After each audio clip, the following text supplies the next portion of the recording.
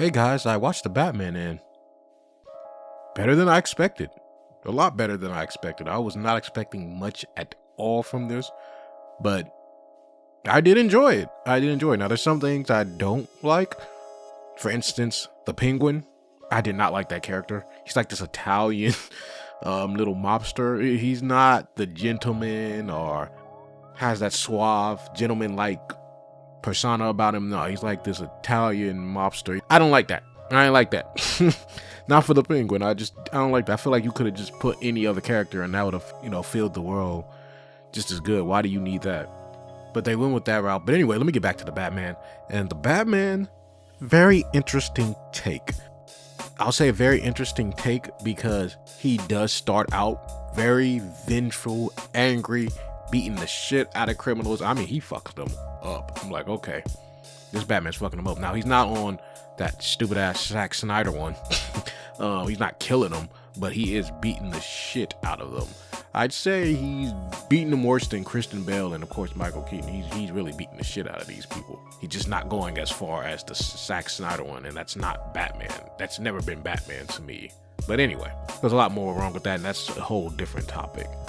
Something as well I didn't like is there's not a lot of Bruce Wayne in this movie. He's Batman throughout the whole movie. There is no Bruce Wayne persona. They said, fuck that, just Batman. And to be fair, that is what we're here to see.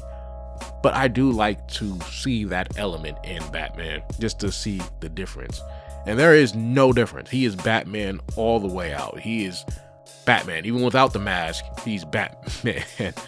To be fair, with this storyline, though, you kind of had to make him like that. And I'm going to get into why they had to do that. Now, why they had to do that is because this Batman has a little bit of a different little twist in his backstory, which I really fucking liked. The twist being is that his parents, they aren't just these good rich people. It's like they were doing some shady shit too. Now, the movie still says they're good people, which, yeah. To me, yeah.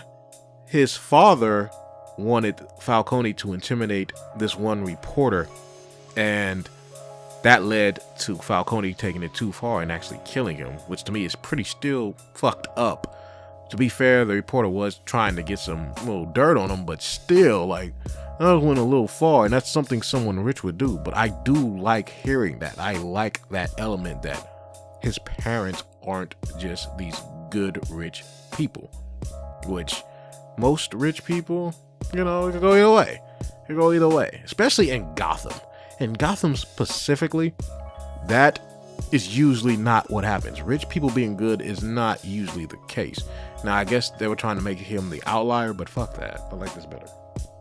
Knowing that happened could have sent Batman down either way. You could have made him more darker or gave him more hope. And I like that the movie gave him more hope, because that has been Batman's problem throughout the whole time, throughout his whole character in comics and everything. He keeps talking about vengeance, justice, vengeance, all that. He never brings hope. And I get that, and I guess that should have been an ending point maybe for Batman in comics, which we'll never get, because there'll never be an ending to Batman's character in comics, ever. But if there was an ending to it, you need to give him hope, because that vengeance shit does not work.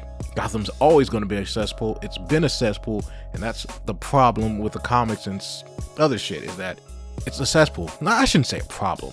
It's a good problem to have as a business because, it helps make more comics, more money, all that. I'm saying it's a problem with him as a character when he's trying to fix the situation in Gotham, because that vengeance shit is not gonna work. It's not working. I never understood how the criminals and, all those crooked people were scared.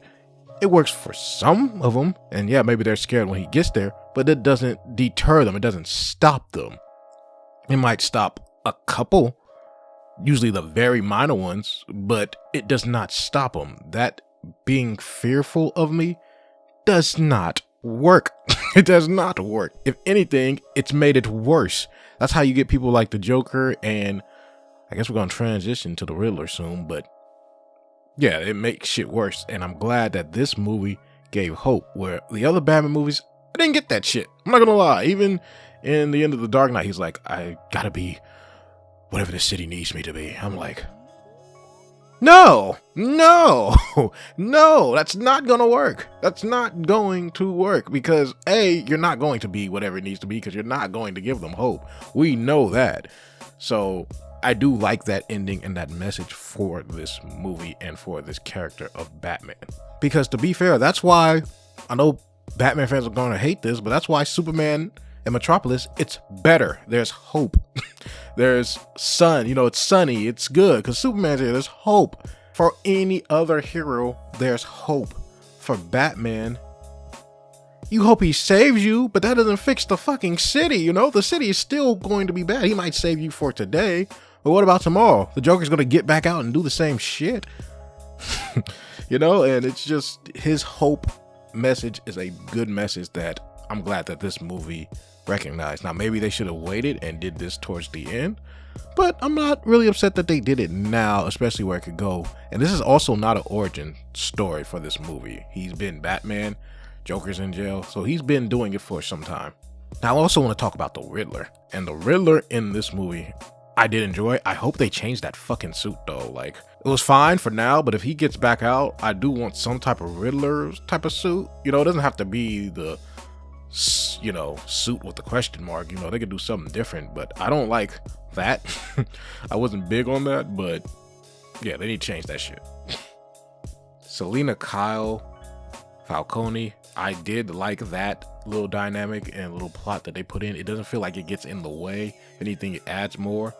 And Batman and Selina Kyle's relationship, it's solid. It's solid. It's not heavily influenced. It doesn't seem like they're going to get together, though, right now. Maybe towards the end of the movie. I don't know if she'll come back in the next one or the third one, however many they plan to do. But yeah, I do like their relationship. I liked this Selina Kyle as well. Commissioner Gordon as well was cool. Seemed like they're going black with him, which is fine, I guess. I'm not going to get into that, but that's fine. They were fine in this movie. Now, this movie can be a little slow sometime because it's not heavily action-packed. There's action sequences. There's a car chase. There's him beating the shit out of him like in the beginning. There's a lot of times where he's not doing that. He's a lot of detective Batman in this. That's what I want to say. There's more of him figuring shit out and asking Alfred to help him figure shit out in this movie. It's not just Batman beating the shit out of people. There's a lot of crime investigation in this, trying to figure out the case and figure out how to crack the codes and stuff like that, which as a Riddler movie, I guess it should be. The Batman is a really good movie. It's a very good Batman type of movie. Like I said, they do need to focus on Bruce Wayne in future ones. They need to have him act a little bit more Bruce Wayne. It doesn't have to be long either. It just has to be like a splash here and there. That's all you need, because that's pretty much what Bruce Wayne is. It's a splash here and there. He is always Batman, but just a splash of it. Splash of the bullshit that Bruce Wayne gives. The energy he gives off is all bullshit. So splash that in there. Splash it. Like maybe a scene or two in the next movie of him just bullshitting. Show the playboy aspect. Him being with bitches and shit like that. Just show that off with like the scene or two. That's all I'm saying. But this is a really good take on the Batman. It's probably the best single take on just Batman, I would say, out of all of them. I'm not saying he's the best or, my favorite right now. I mean, he might be, but I'm not even trying to judge all that. I'm just, right now, I like what they did with the Batman. I think this is the best take on Batman as a character. As a single character, focusing just on him. There's no Joker to overshadow him, or the villains don't overshadow him. It's just Batman, because sometimes Batman can be overshadowed by his villains, and I'm glad that they did not do that. And I'm also glad that the villains aren't just throwaways as well. Not gonna lie, I was very skeptical on the Riddler. Speaking of throwaway villains, I was like, the Riddler as the main? It's happened before, and just gonna say But the way that they did this Riddler, different, but a good take on it. I really like it. Also, with Thomas Elliott being mentioned, I wonder if he's going to be in the next Batman movie. It seems like they could go that route. which I wouldn't be surprised. That could make for a really good movie. Anyway, guys, I really like this movie. I recommend it. They did not fuck it up like I was thinking. I had very, very low expectations. My expectation was super low and turned out to be wrong. I feel really, really good about that. And yeah, see it about. Peace. I'll see you on the next one.